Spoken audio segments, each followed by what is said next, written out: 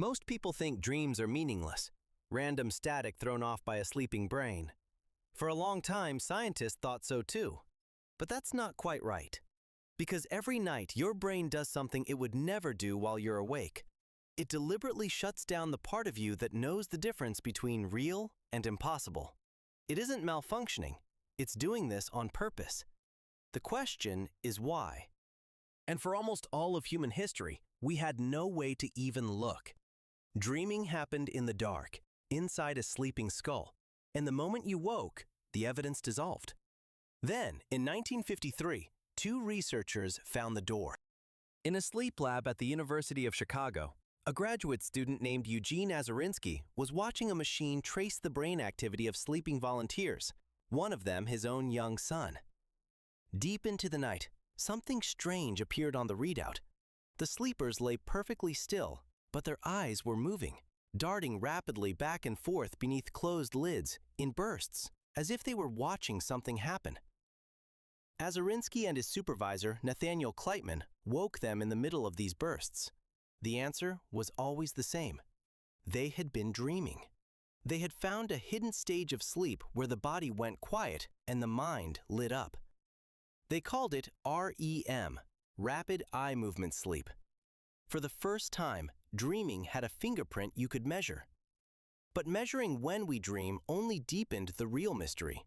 Because once scientists looked at what the brain was actually doing in there, it stopped making sense. Here is what happens to you during REM.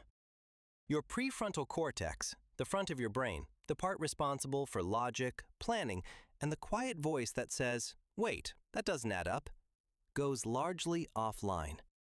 At the same time, the emotional centers deep in your brain become more active than they are when you're awake.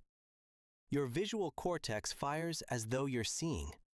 Your brain floods itself with one chemical and switches off the ones that normally keep you grounded and self-aware. And then, to stop you from acting any of it out, your brainstem paralyzes your body. You cannot move. So picture the full situation. You are lying in the dark, completely paralyzed, your reasoning shut down, your emotions turned up, your visual system building a world out of nothing, and you believe every second of it. This is not a brain winding down for the night. This is a brain running a program. A specific, deliberate, tightly orchestrated program. The only question left was what the program is for. The first serious answer arrived in 1977, and it was brutal. Two Harvard psychiatrists, Alan Hobson and Robert McCarley, proposed what they called the activation synthesis hypothesis. Their idea was that during REM, the brain stem fires off random electrical signals, meaningless noise, with no story and no purpose.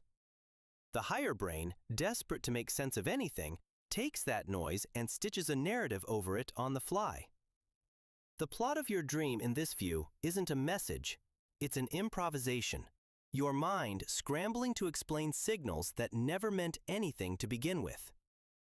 For years, this was the dominant scientific story. Dreams were static. The strangeness was the whole point. It was noise, and noise has no meaning. But that's only half the story, and the cracks showed fast. If dreams were pure randomness, why do they so often follow emotional logic? Why do anxious people have anxious dreams? Why do the same themes, falling, being chased, losing your teeth, showing up somewhere unprepared, appear in people across the entire planet in every culture who have never met? Random noise doesn't repeat itself this precisely. Something was shaping the static. Through the 1990s and 2000s, researchers uncovered a hidden job that sleep performs every night. It sorts your memories. While you dream, your brain appears to replay the day's experiences, deciding what to keep, what to throw away, and how to weave new memories into everything you already know. In one striking study, Harvard researcher Robert Stickgold had volunteers play the game Tetris for hours. As they drifted off, many reported seeing Tetris blocks falling and rotating behind their eyes, their brains rehearsing the skill they just learned. Even the amnesiac saw them. Patients who couldn't remember playing the game at all still watched the blocks fall behind their eyes. The dreaming brain was practicing something the waking mind had already forgotten. Scientists like Matthew Walker have argued that REM sleep in particular is where the brain makes unexpected connections, linking distant ideas, solving problems, sparking the creative leaps that seem to arrive out of nowhere after a night's rest. It's why you're told to sleep on a hard decision. Your dreaming brain is quietly working the problem. But even memory filing wasn't the whole picture, because in 2021, a neuroscientist looked at dreams through the lens of artificial intelligence, and what he saw was the strangest explanation yet. His name is Eric Howell, a researcher at Tufts University, and his idea starts with a problem that haunts every AI system ever built. When you train a machine on the same data over and over, it gets dangerously good at that exact data, and useless at anything new. Engineers call this overfitting. The system memorizes its training set so perfectly that it can no longer handle a situation it hasn't seen before. And the standard fix is almost poetic. You deliberately corrupt the training. You inject noise, distortion, strange and chaotic examples, forcing the system to stop memorizing and start generalizing. Howell's hypothesis, he calls it the overfitted brain, is that this is exactly what dreams are. Every day you train on your own life, the same rooms, the same faces, the same routines. Left unchecked, your brain would overfit to your own existence, growing narrow and brittle. So every night it does precisely what engineers do to their machines. It generates a wildly distorted, hallucinated version of your world, a dream, to keep your mind flexible and ready for a tomorrow it has never seen. In this view, the bizarreness of dreams isn't a flaw to explain away. The bizarreness is the entire purpose. And there may be one more thing dreaming does, something closer to the heart. Matthew Walker calls it overnight therapy.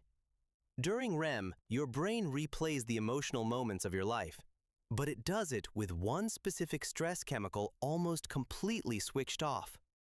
So you revisit the hard memory, the embarrassment, the loss, the fear, without the chemical sting that came with it the first time. Night after night, the dreaming brain plays the memory back and peels away the pain, keeping the lesson while dissolving the wound. It may be why time heals, and why a fresh grief feels a little less sharp after sleep. Your dreams may be quietly doing the work of making your own life survivable. So here's what we actually know. Dreaming is not your brain switching off, and it is almost certainly not random noise. Every night, your reasoning mind goes dark, your body locks in place, and your brain runs a program it refuses to skip, sorting your memories, rehearsing your fears, keeping your mind from going rigid, and quietly draining the pain out of your worst days. We don't yet know which of these is the real reason, or whether dreaming is doing all of them at once.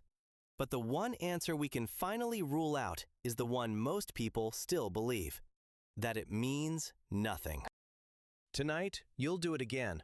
You'll lie down, your body will go still, and the part of you that knows what's real will quietly step aside.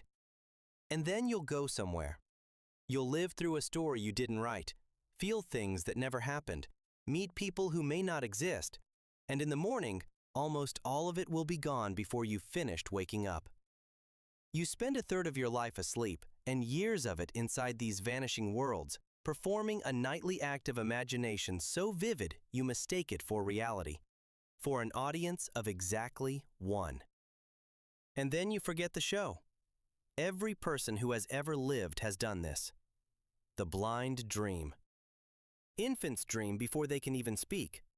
We have done it every night since before we were human, and we still cannot say for certain what it is for.